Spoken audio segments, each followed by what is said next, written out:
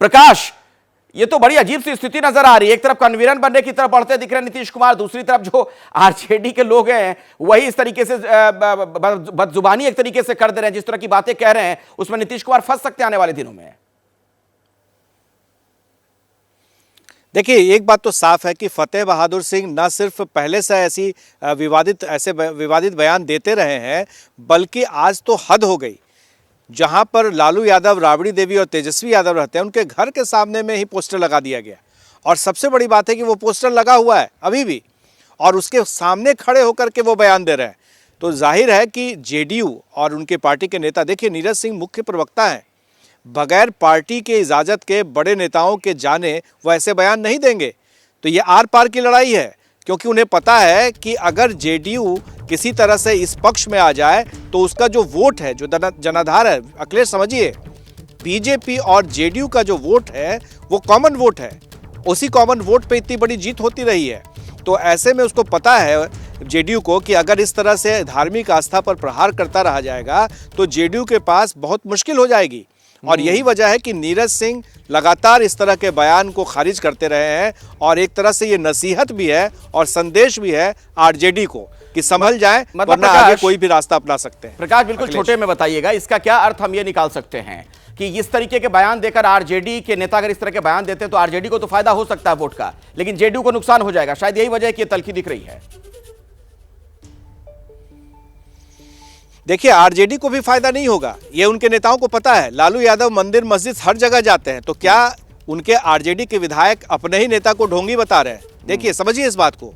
तो जाहिर है कि ये बातें जो है, मनोज झा भी कुछ देर पहले आकर के वो कह के गए कि वो क्या कहते हैं उससे इत्तेफाक नहीं रखती आरजेडी, लेकिन मौन समर्थन भी रहता है जी, तो क्योंकि उन्हें मनुवादियों को और उस तरह से उनके खिलाफ में उन्हें बयान देना है। ठीक है। और सीट बंटवारे पर कांग्रेस का गुड़ा भाग क्या नजर आ रहा है वो भी मैं आपको बता दूं। गठबंधन समिति का देखिए, समझिए जरा इसे, गठबंधन समिति का राज्यों के पदाधिकारियों से मंथन हुआ है, जो जानकारियां हमें मिल रही हैं, मतलब इस दिशा में बात आगे बढ़ती नजर आ रही है।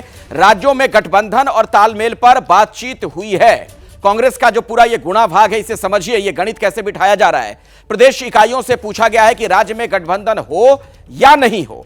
4 जनवरी को खड़गे सभी प्रदेश के नेताओं से मिलेंगे, उनकी मुलाकात होनी है। सभी महासचिव, प्रदेश प्रभारी, प्रदेश अध्यक्षों के साथ बैठक होगी और उसके बाद ये सारी चीजें तय की जाएंगी।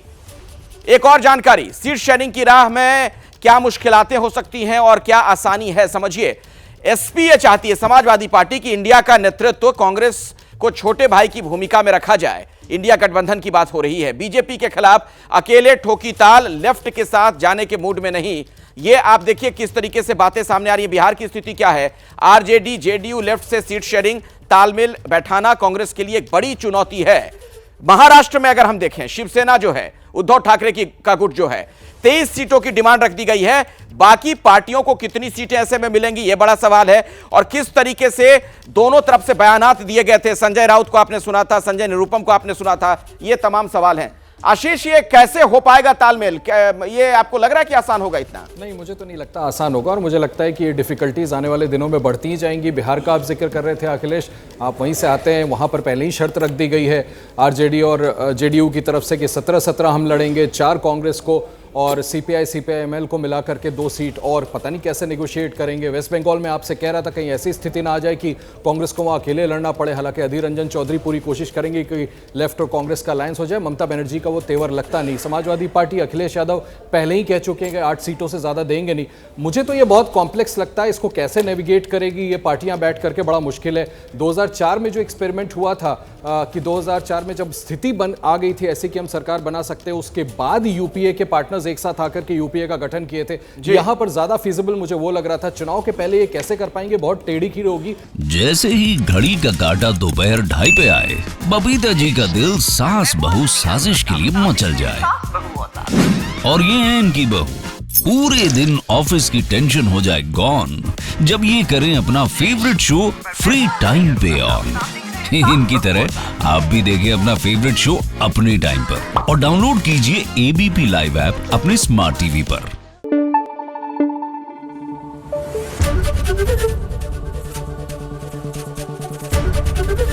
एबीपी न्यूज आपको रखे आगे।